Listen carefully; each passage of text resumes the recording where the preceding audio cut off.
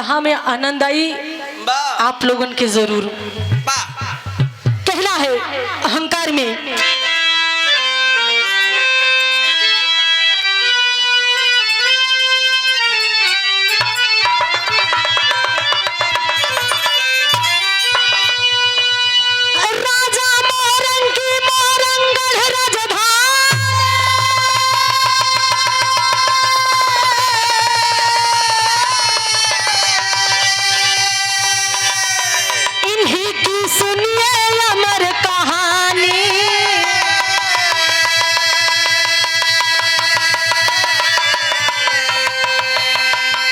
सारी संपदा घर में एक नहीं संतान।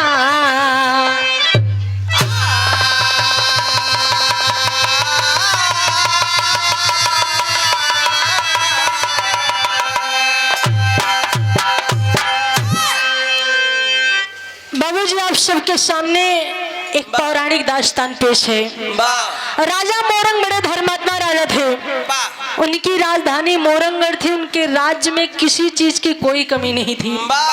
दुनिया के सारे सुख सुविधा ऐश्वर्य आराम उनके कदम चूम रहे हैं, लेकिन एक औलाद बिन उनकी गोद सुनी है। संतान के बिना पूरा राज्य सुना दिखाई दे रहा है। राजा इसी बात से दुखी रहते हैं कि मेरा चौथा पान आ गया, मेरे सर के बाल सुन हो गए, फिर भी मैं आज तक संतान विहीन हूँ। राजा इसी चिंता की चिता में दिन रात जल रहे हैं कि मेरे मरने के बाद मेरे खानदान का चिराग गुल हो जाएगा और मेरे कुल में दीपक जलाने वाला कोई नहीं बचेगा।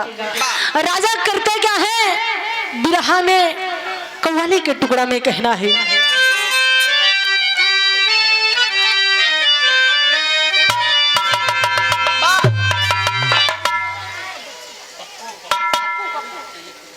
परमादीपम से धोए आप बड़े भैया उमेश यादव उर्फ पप्पू भैया जी की तरफ से 101 रुपए देकर सम्मान की बहुत बहुत प्रणाम है, आशीर्वाद की अपेक्षा है।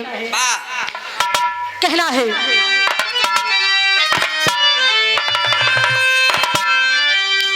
गुरुदेव कोनो प्रेमी अपने प्रेमिका के समझावत बा, अगर कोनो लड़का कोनो लड़की से प्रेम करत हैं तो कर फिकर करत हैं, ओहो प्रेमी अपने प्रेमिका के समझावत बा कि ये मोहल्ले में थोड़ा बच के रहा, काहे कि यहाँ के लड़के बड़े शैतान हैं। प्रेमी समझाओ तो कहत का बा,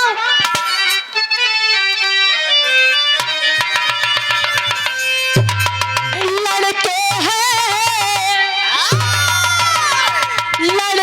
हैं मोहल्ले के शैतान मेरी लैला।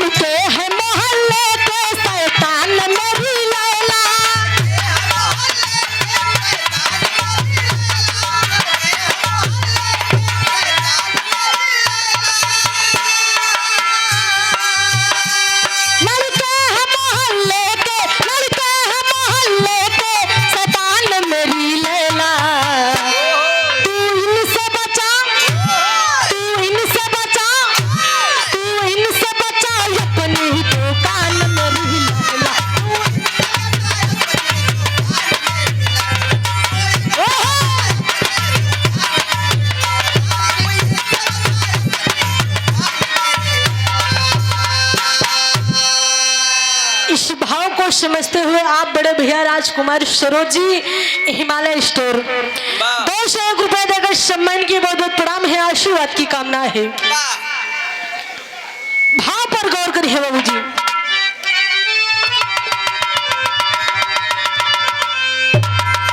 हर बात डरती हो तुम औकात से बढ़कर,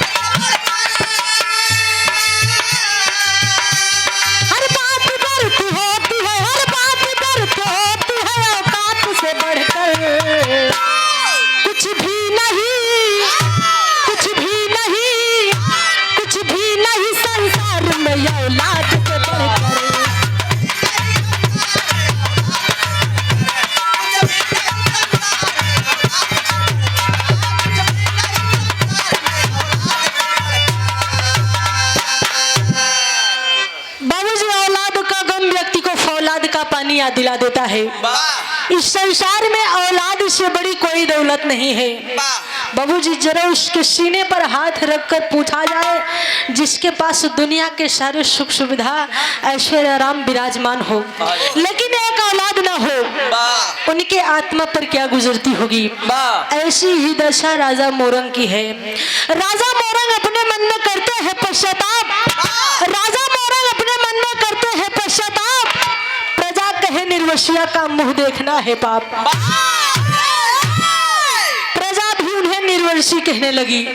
राजा करते क्या है, नज़म में कहना है।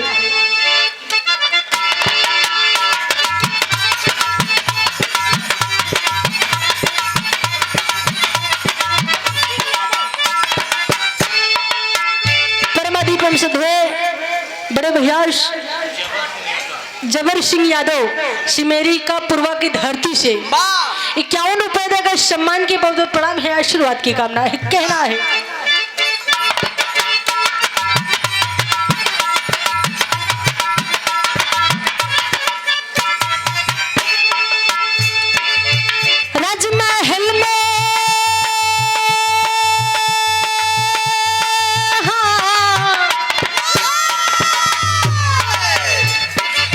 राजमहल में राजा चिंतित हर पल रहते हैं। राजमहल में राजा चिंतित हर पल रहते हैं। मन की बात लेकिन किसी से न कहते हैं।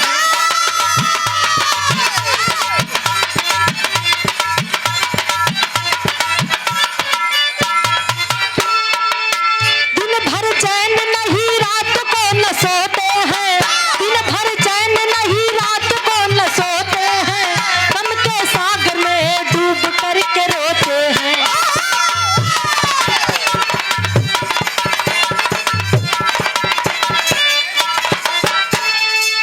चथपन आ गया सफेद सर के बाल हुए, लेकिन रानी से पैदा एक भी न लाल हुए। तपस्या करने को कल ही जंगल में जाऊंगा, तपस्या करने को कल ही जंगल में जाऊंगा। बिना संतान के मैं लौट के न आऊंगा।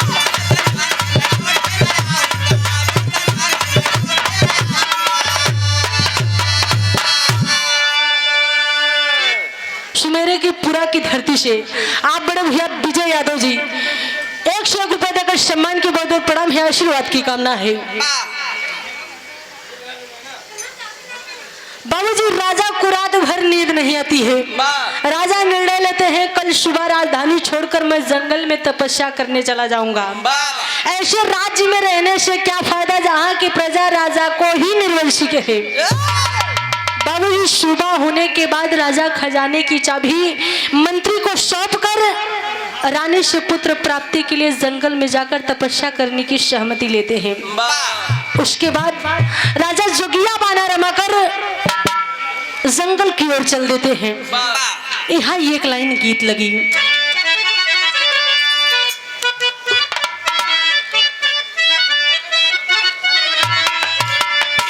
परमादीपम सधे एक बार फिर से आप बड़े भैया राजकुमार सरोज जी हिमालय स्टोर से 101 रुपए देकर सम्मान के बहुत बहुत प्रणाम है, आशीर्वाद की कामना है। ये देखा माता बहन हरे के गीत है। माई बहन हरे एकदम बढ़िया से गावत रहीन। गावत कैसे रहीन? पिया पहरा दे, पिया परदेश गईले तार लागे चोटिया हो।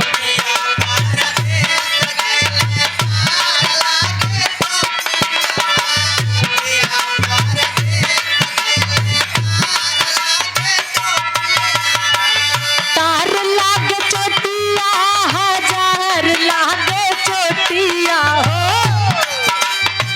तार लागे चोटिया हजार लागे चोटिया हो। पिया परदेश गईले तार लागे चोटिया हो।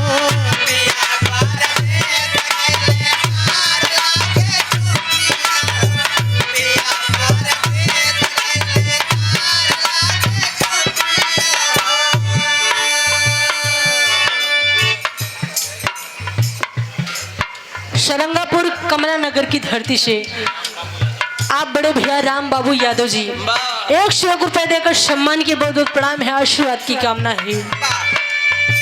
लेकिन भाव पर गौर करिए बाबू जी, कहना है करई के तपस्या, करई के तपस्या राजा आए बिया बनावा हो। करई के तपस्या राजा आए बिया बनावा हो। करई के तपस्या राजा आए बिया बनावा हो। आशा के जतिया जगल बाटई मनावा हो। आशा के जतिया जगल बाटई मनावा हो। करई के तपस्या राजा आए बिया बनावा हो।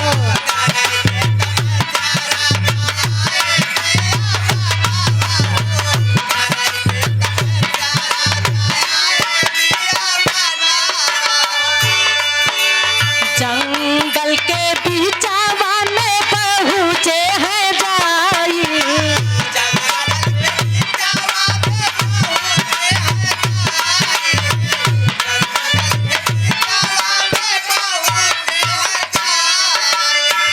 सुंदर स्थान पे आसन लगाई।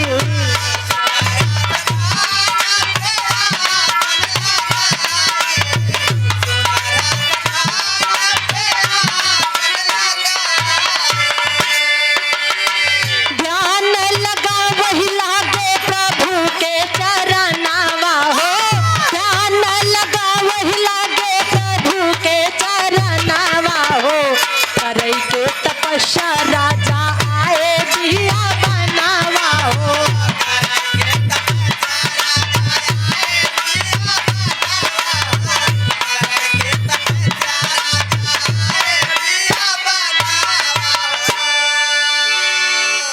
बाबूजी राजा मोरंग जंगल के बीचों बीच पहुंचकर सुंदर स्थान देखकर वही आसन मारकर बैठ जाते हैं और धुनी रमा देते हैं कि अच्युत अनादि भक्त वत्सल विधाता हरि दीनन हितकारी प्रभु ईश्वर भगवान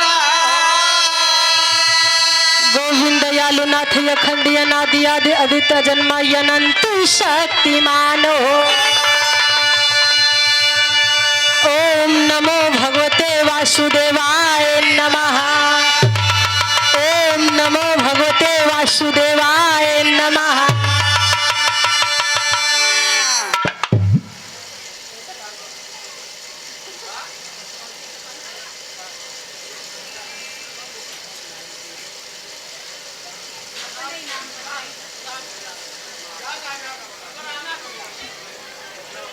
परमादीपम सधे श्री राम खिलावन की धर्म पत्नी माता जी की तरफ से 201 रुपए देकर सम्मान की है। चरणों में कोट कोट नमन है। आशीर्वाद दे हम बच्चे अपने कला में हमेशा कामयाब रहे।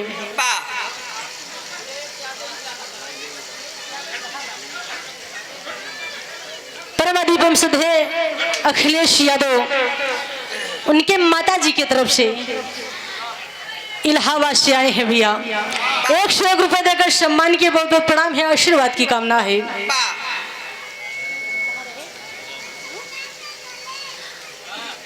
बस बाबूजी द्वादश मंत्र का जाप शुरू कर देते हैं।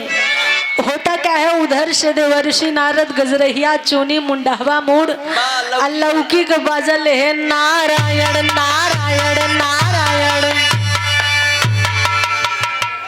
करते हुए उसी रास्ते से जा रहे थे। जब नारद की निगाह राजा मोरंग पर पड़ती है तो वह चौंक जाते हैं। बाप रे, तो राजा मोरंग है, इनका का कमी होगा जो ने जंगल के बीचों बीच पहुंच के चिल्लाता है आसन रमाई रहे हैं। बाबूजी नारद कहते हैं हम अब्बई चल की बात पूछी था कि तोरे ऊपर कौन संकट आएगी, कौन परेशानी आएगी, जो ने इतनी बड़ी राजधानी छोड़ के तू जंगल में तपस्या करे चलाई हा। बाबूजी नारद जी करते क्या है, राजा मोरंग के पास पहुंच के बुलावत हैं कि महाराज महाराज, ए राजा मोरंग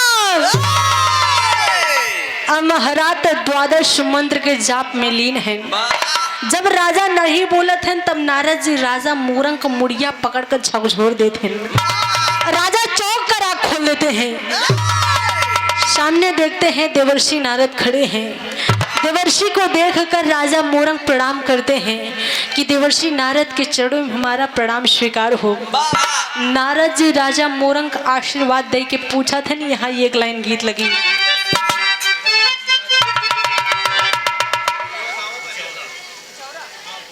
उचौरा की धरती से श्री राम जी यादव 101 रुपए देकर सम्मान के बदौलत प्रणाम है, आशीर्वाद की कामना है। परमादीपम सधे आप बड़े भैया दीपक यादव सुमेरी की पुरा की धरती से 101 रुपए देकर सम्मान के बदौलत प्रणाम है, आशीर्वाद की कामना है। सब सकल पंच के एक साथ प्रणाम है, आशीर्वाद की कामना है। कहना है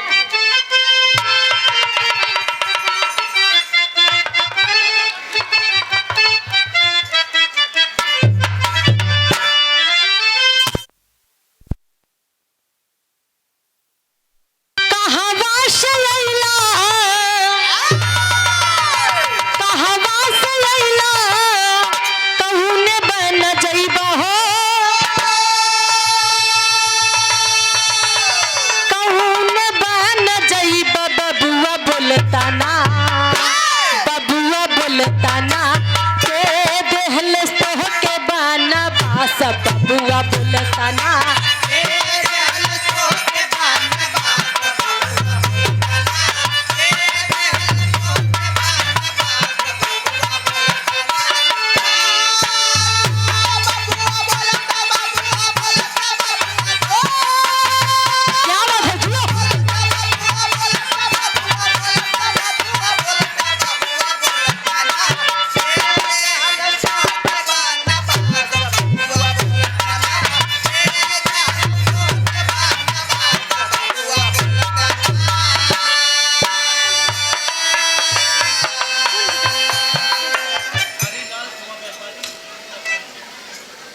परमादीपम सधे आप बड़े भैया हरिलाल खोआ व्यापारी सीता कुंज की धरती से, ये देखिए मुन्ना जी के बहनोई हैं, क्या बात है।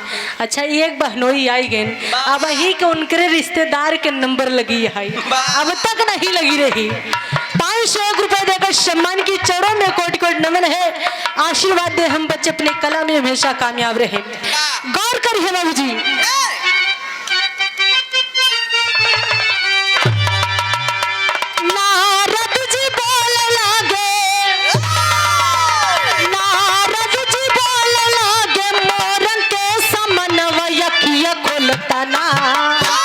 अखिया खुलताना कौन कारण बैठा चुपचाप, अखिया खुलताना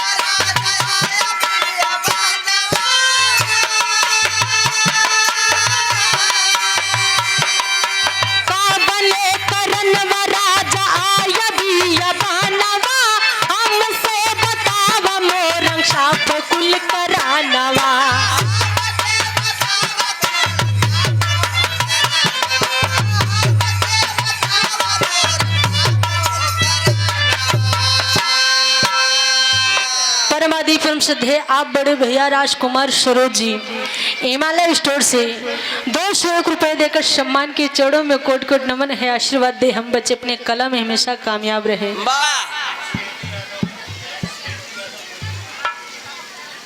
हृदय के गार्जियन घर के मलकार साहब श्री छदीलाल यादव जी 101 रुपए देकर सम्मान के बहुत बहुत प्रणाम है, आशीर्वाद की कामना है। बाबूजी नारद जी राजा मोरंग के पास पहुंच के बुलावा थे, कहा थे इतनी बड़ी राजधानी इतनी बड़ी संपत्ति तू छोड़ के जंगल में तपस्या करे लगा, आखिर तुका का कमी होएगा है। नारद के बात सुन के राजा मोरंग कहा थे नारद जी आप अंतर्यामी हैं, आप सब कुछ जानत हैं, फिर भी पूछत हैं तो सुना। लागल चौथा पनवा, लागल चौथा पनवा नाही गोदी में सुमनवा, अखिया खोलताना अखिया खोलताना कौन जन्म कुदे भइल बा पाप, अखिया खोलताना।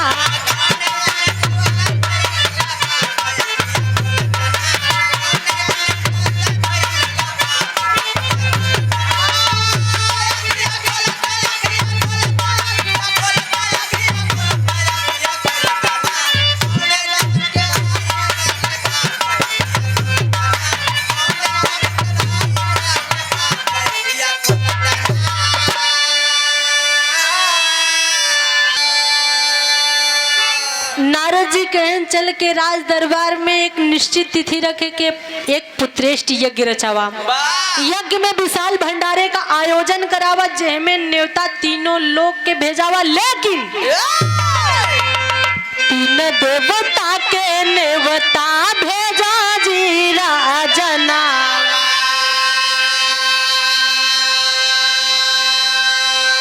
नहीं जाए काम कुल नासाई,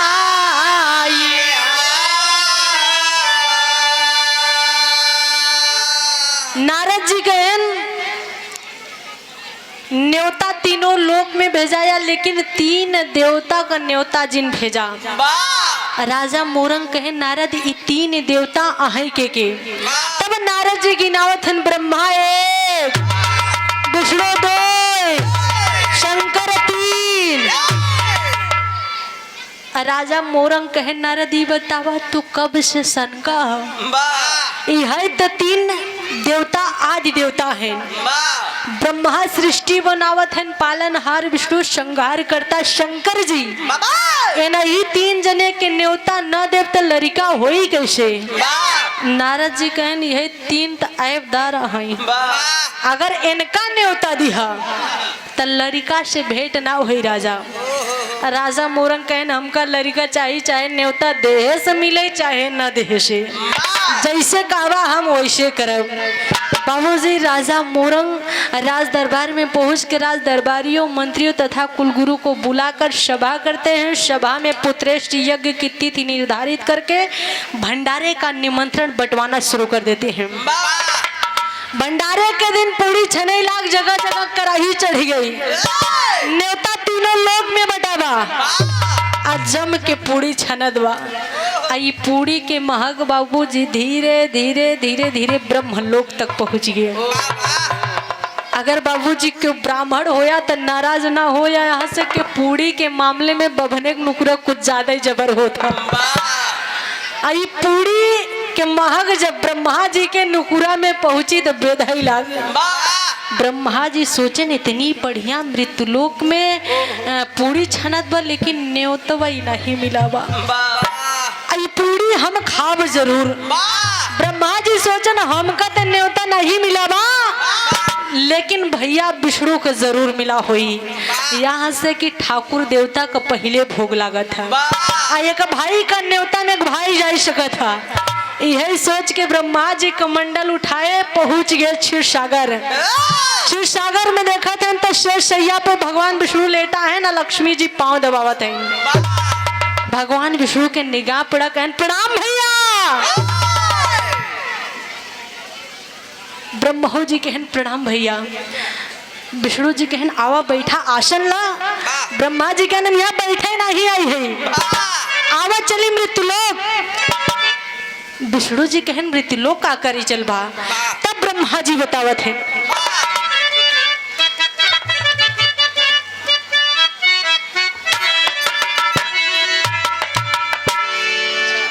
परमादीपम सभे पशु डॉक्टर श्री राम अवध यादव गौरा की धरती भक्ति से 50 रुपया हमका बदे, 50 रुपया गुरु जी के बदे, 51 रुपया देकर सम्मान के बहुत बहुत प्रणाम है, आशीर्वाद की कामना है। कहा थे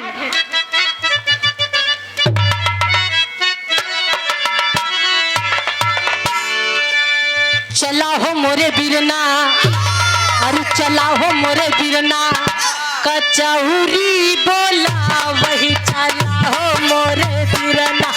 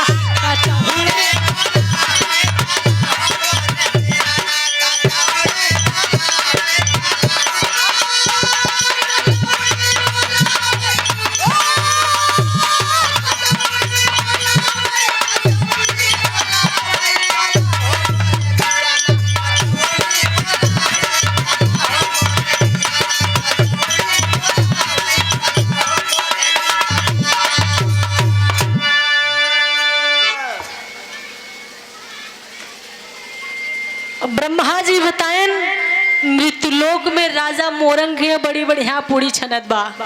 विष्णु जी कहें न्योता पाए आहा चिट्ठी देखावा। ब्रह्मा जी कहें हमका ते न्योता नहीं मिला लेकिन तोहका तो मिला होई। ब्रह्मा जी कहें जब तोहका नहीं मिला बे तो इधरो मामला गड़बड़ी बा, न्योता हमहू को नहीं मिला बा। ब्रह्मा जी कहें ऐसन करा आवा चली कैलाश, हमका तोका न्योता भले नहीं मिला बा लेकिन भगवान भोलेनाथ के जरूर मिला हुई। यहाँ से कि उनकर पूजा तीनों लोक में हो था। बाबू जी दोनों जने चल दे थे, कैलाश पर्वत पे पहुंचा थे तो भगवान भोलेनाथ भांग धतूरा छाने मस्त आसन मार के बैठा है। दोनों जने देख के कहा थे प्रणाम भैया। भगवान भोलेनाथ हाथ जोड़ के कहन प्रणाम भैया। भोलेनाथ कहन आवा बैठा यहाँ पत्थर बा। ब्रह्मा जी कहन यहाँ बैठे नहीं आई ही, आवा चली मृत्युलोक राजा मोरंग ही बड़ी बढ़िया पूरी छनत बा। भोलेनाथ कहन न्योता पाए आहा। ब्रह्मा जी कहन हमका ते न्योता नहीं मिलब लेकिन तोहका ते मिले होई। भोलेनाथ कहन जब तोहका लोग नहीं मिला भी तिधरो खालिन बा, न्योता हमहू को नहीं मिला बा। ब्रह्मा जी कहन ऐसन करा आवा चली बिना न्योते के। भोलेनाथ कहन भाई हम त ना जाब, तो होका लोग को जाई को हो तो जा लेकिन हम ना जाब। ब्रह्मा जी कहन काहे ना चलबा। तब भगवान भोलेनाथ बतावत हन का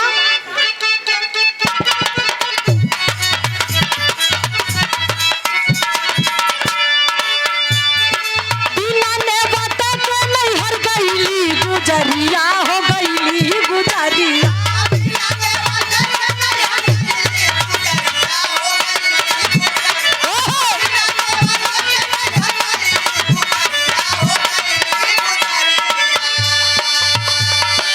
अग्नि में कूद के जलवली ठठरिया जलवली ठठरिया।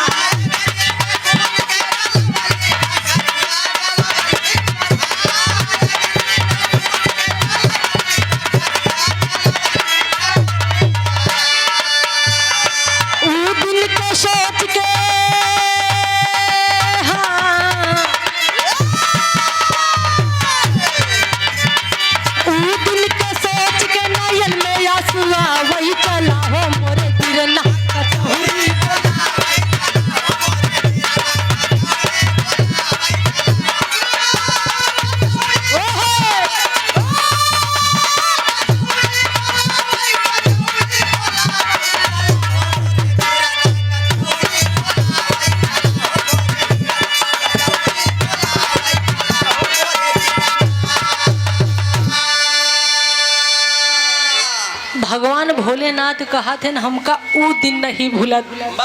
एक बार सती जी अपने नैहर राजा दक्ष के यहाँ गई बिना न्योता के और हुआ हमारा अपमान नहीं सही पाइन, हवन कुंड में कूद के अपन जान दे दी। यहाँ से बिना न्योता का जाबा तो कुछ न कुछ अंड बंड जरूर हुई।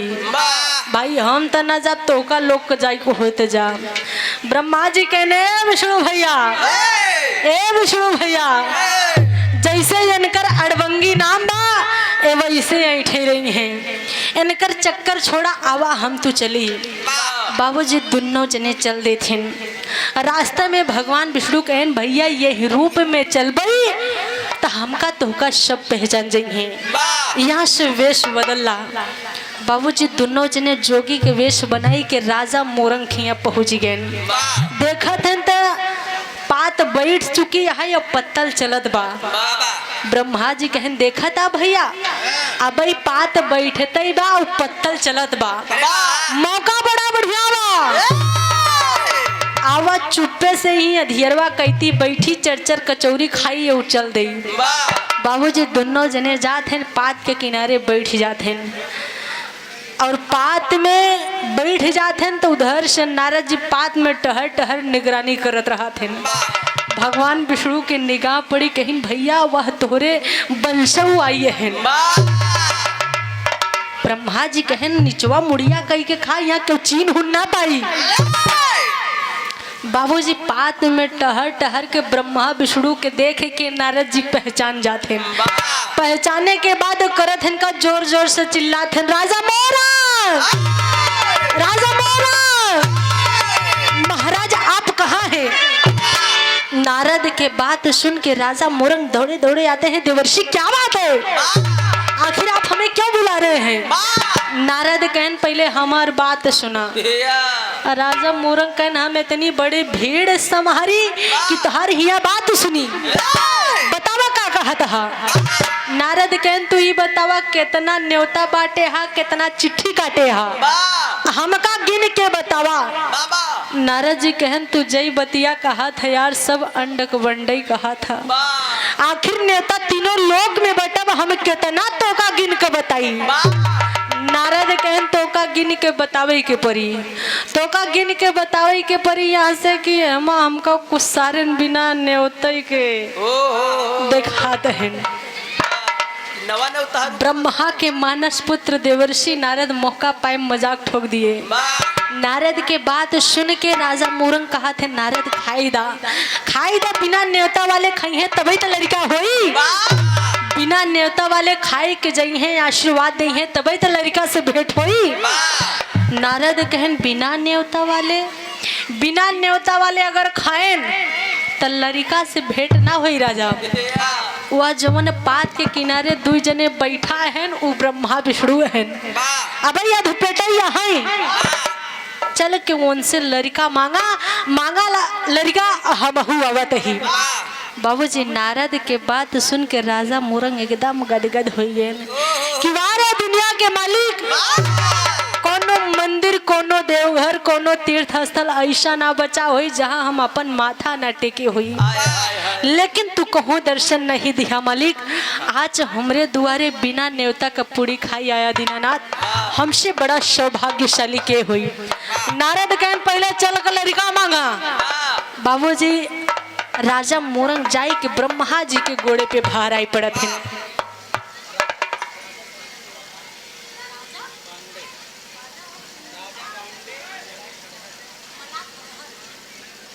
मलाक हरहर की धरती से राजा पांडे जी की तरफ से 101 रुपए देकर सम्मान की बहुत बहुत प्रणाम है, आशीर्वाद की कामना है।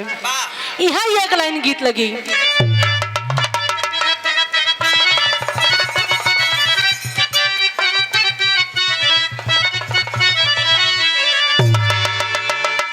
सरंगिया वाले का डेरावा,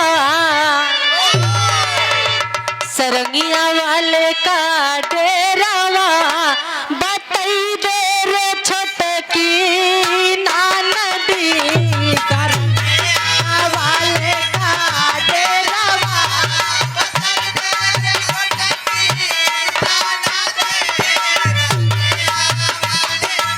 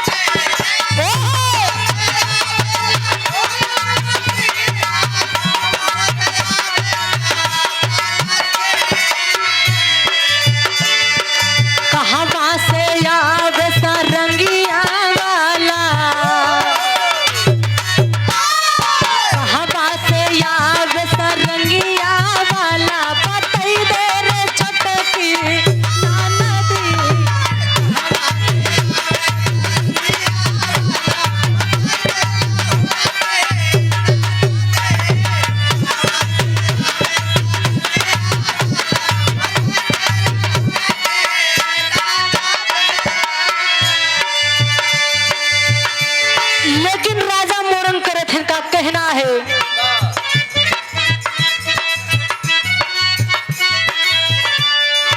ब्रह्मा के धई के चरणवा, ब्रह्मा के धई के चरणवा, रई रई के बोले हैं भूप जी।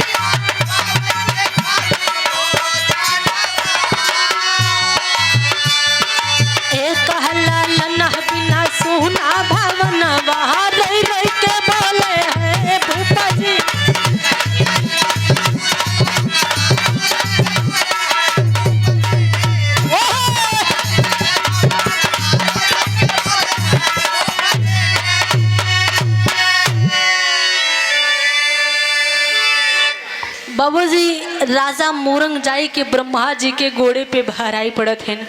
कहत हैं हे पितामह, हे सृष्टिकर्ता, हे ब्रह्म देवता, हमका एक लड़का चाहिए। ब्रह्मा जी बिगड़ के कहत हैं ब्रह्मा ही ऐसे ब्रह्मा होत हैं? अरे यार हम ऋषि मुनि होई के तोरे दुआरे न्योता खाई आई ही, कहा दो पूरी खाई नहीं चला जाई, हम ब्रह्मा मना है। तब तक नारद आ जाते हैं। ब्रह्मा जी राजा से तो झूठ बोल दे, लेकिन नारद से कैसे बोलेंगे? नारद जी कहन तू ब्रह्मा ना आया? बोला बोला बोला बोला तू ब्रह्मा ना आया? ब्रह्मा जी कहन अही अही अही हम ब्रह्मा ही। नारद जी कहन राजा मोरंग का कहत है? ब्रह्मा जी कहन राजा मोरंग लड़का मांगत है। नारद जी कहन तू इतनी बड़ी दुनिया बनाई डाया, राजा के खी लड़का नहीं दे सकता। बाबूजी ब्रह्मा जी पूरी सृष्टि पुराण उलट के नारद के दिखावा थे कि राजा के किस्मत में सब कुछ बा, लेकिन औलाद वाला पन्ना खाली बा, इनके किस्मत में लड़का नहीं बा। नारद कहन अच्छा इनके किस्मत में लड़का नहीं बा, तो आज के कचौरी तोहरे किस्मत में नहीं बा। न्योता पाया हा, चिट्ठी दिखावा। नारद कहन चिट्ठी दिखावा। ब्रह्मा जी कहन नारद तू कैसे बोला था? नारद कहन हमें गदा में ठीक बोला था ही। जय कचौरी खाए यहाँ सम्मिन सम्मिन पलटा, तनिको टेढ़ रही तब मारब एक मुड़ी आज और तैयार हो जाई। अब बगल में भगवान विष्णु खाए पड़ा है, जय कचौरी अंदर जाए तैये सही। नारद के बात सुन के भगवान ब्रह्मा जी भगवान विष्णु का हथवा पकड़ के कहा था अरे यार भैया तू खाए पड़ा है, यहाँ जा मरो झीगा। भगवान विष्णु कहते हैं देवर्षि क्या बात है? तब नारद जी सारी बात बताते हैं कि हे दीन दयालु, आप सब कुछ जानते हैं, राजा मोरंग संतानहीन है, यही बदे तना बड़ा भंडारा फाने हैं, इनके किस्मत में लड़का नहीं बा। तब भगवान विष्णु राजा मोरंग का आशीर्वाद देते हैं कि जा राजा, आज के 9वें महीना तोहरे आंगन में लड़का पैदा हुई। इतना आशीर्वाद दे के भगवान विष्णु ब्रह्मा जी सीधा कैलाश पर्वत पे पहुंचे। भगवान भोलेनाथ देखतन तो कहतन आवा भैया, न्योता खाई खाई गया, 2-4 कचौरी हमहू बनेले है। हाँ ब्रह्मा जी कहने अरे यार भैया झा मरे झिया। भोलेनाथ कहतन क्या बात है? ब्रह्मा जी बताएं कि भैया विष्णु राजा मोरंग का आशीर्वाद दे हैं कि जा राजा, आज के 9वें महीना तोरे आंगन में लड़का पैदा हुई, और जौने घरे में आशीर्वाद दे हैं उमा ना क्यों को जन्म बा ना क्यों के मृत्यु बा। हम दोनों भाई राजा के द्वारे भोजन कर चुका है, अब मर्यादा आप ही के हाथ में बा। भगवान भोलेनाथ कहने यही या पूरी तू लो, आ लड़का बन के हम जाई।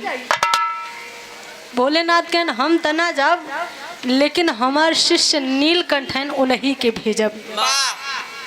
बाबूजी भगवान भोलेनाथ नीलकंठ को बुलाकर कहते हैं कि बेटे कुछ ही दिन की बात है, मृत्यु लोक में राजा मोरंग के लड़का बन के चला जा, हम शीघ्र ही तुम्हें वापस बुला लेंगे।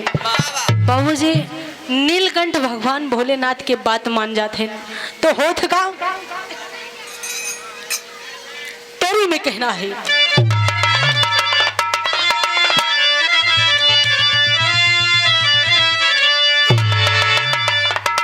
बरसई बरसई बादारी आला हर से बरसे।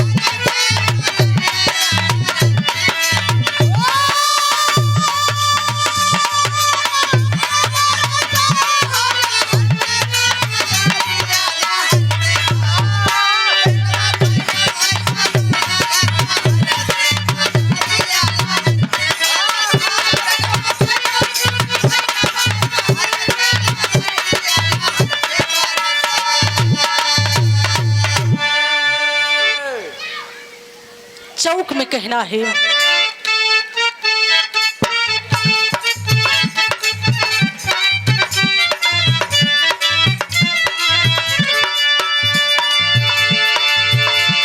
सारे खुशियां ही खुशियां है, होता क्या है आल्हा में कहना है,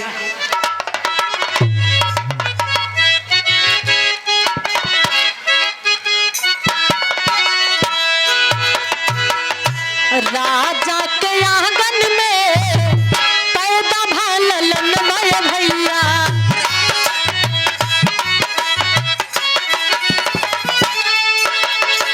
सोना महल आजा होई गौजिया,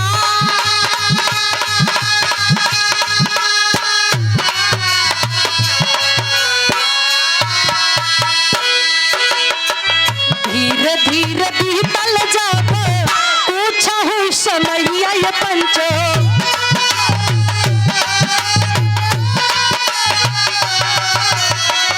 आगवा के बाबू तानी सुनाई जहां,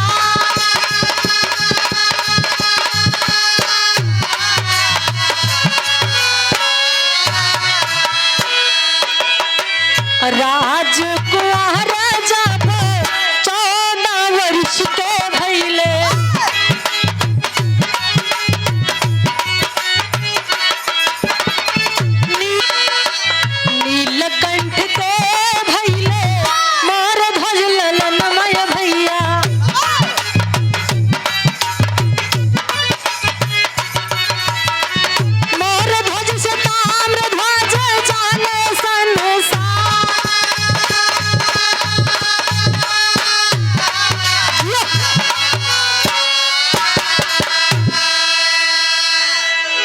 बाबूजी राजा के आंगन में पुत्र पैदा होता है जिनका नाम नीलकंठ पड़ता है। नीलकंठ से मोरध्वज पैदा होते हैं, मोरध्वज से ताम्रध्वज पैदा होते हैं। बाबूजी मोरध्वज की परीक्षा लेने भगवान विष्णु आए थे, जिन्होंने अपने पुत्र के सिर पर आरा चलाकर अपने वचन को निभाया था।